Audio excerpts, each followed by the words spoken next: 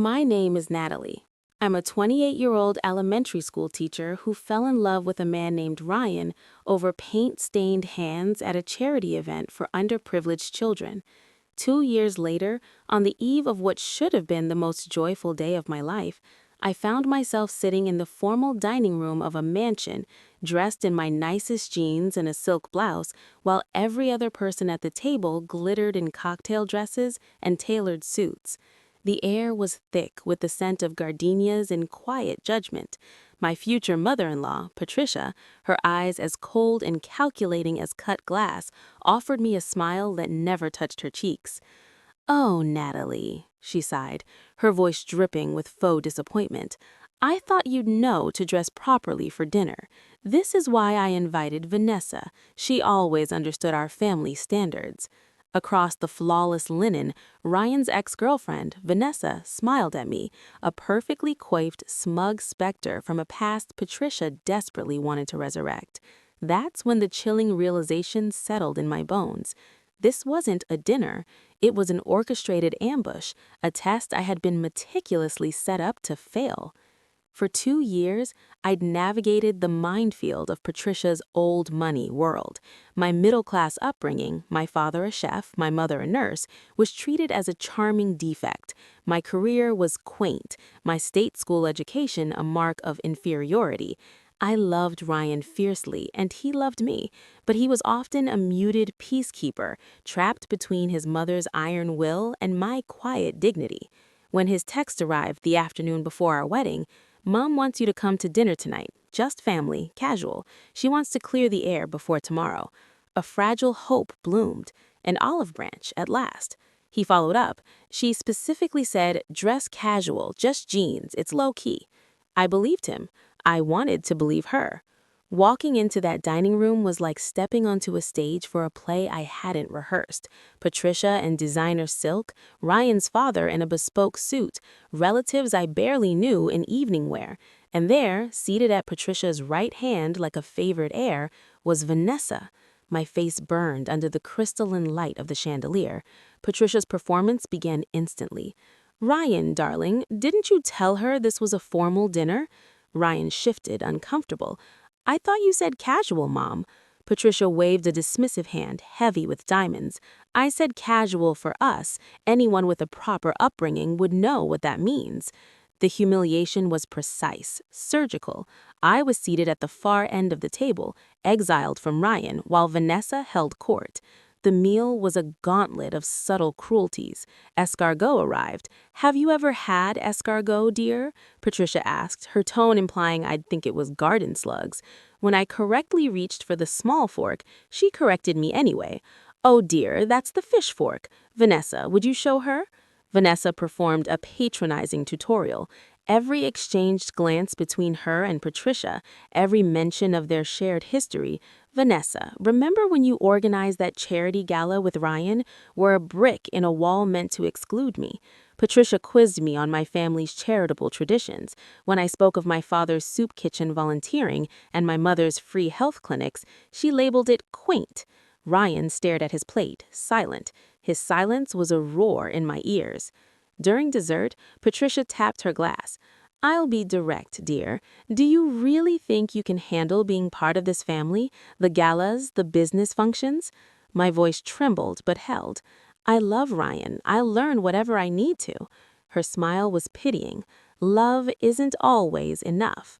Under the table, I saw Vanessa's hand seek Ryan's. He didn't pull away immediately. The fracture in my heart was audible only to me.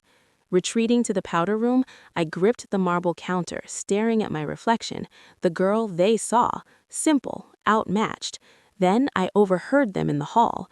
Patricia's voice clear as a bell. "See, she doesn't belong here. Ryan will see that soon enough."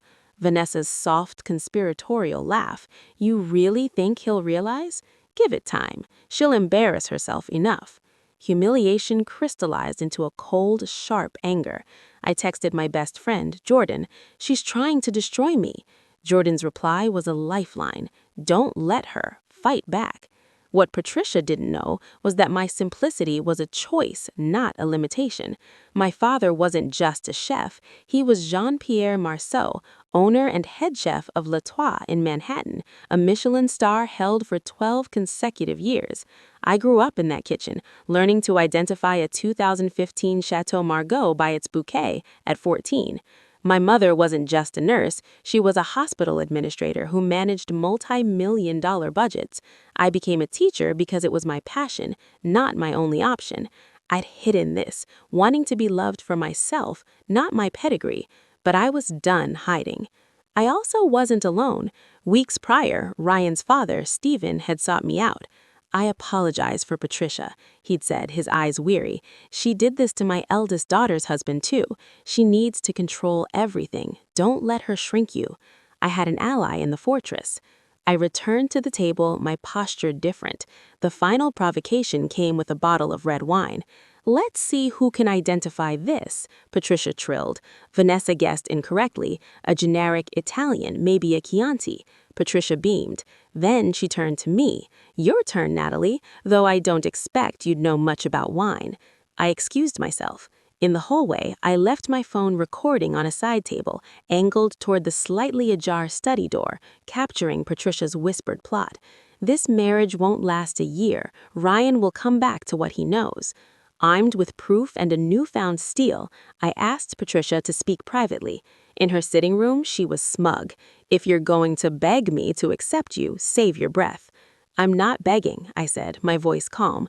"I'm telling you I see you. You told Ryan casual to ensure I'd be humiliated. You invited his ex to undermine me.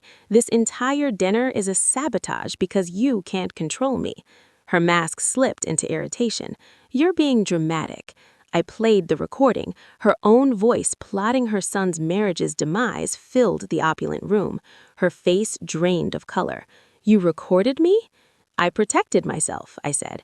"And about that wine, it's a 2015 Chateau Margaux, a Bordeaux that needs decanting. Vanessa was wrong." She stared, baffled. "How could you possibly?"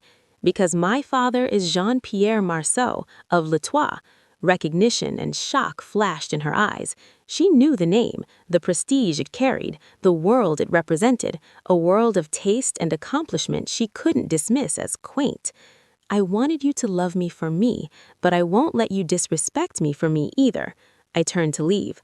"I'm marrying Ryan tomorrow. You can accept that and find a way to be respectful, or you can choose to lose your son. It's your move." When I opened the door, Ryan and Stephen were standing there. The door hadn't latched. Ryan's eyes were red-rimmed, raw with shame and clarity. "I heard everything," he whispered, pulling me into an embrace. "I'm so sorry. I was a coward.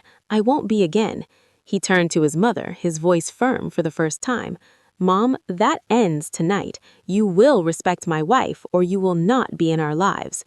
Our wedding the next day was beautiful, filled with the genuine joy that comes from chosen love. Patricia attended, subdued and polite. Vanessa was not invited. Ryan's vows included a promise to always stand with me, not just for me. That dinner taught me a brutal, invaluable lesson.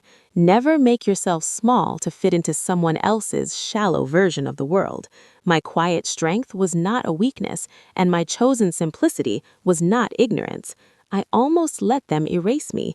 But in the end, I didn't need to prove I belonged in their world. I only needed the courage to own mine.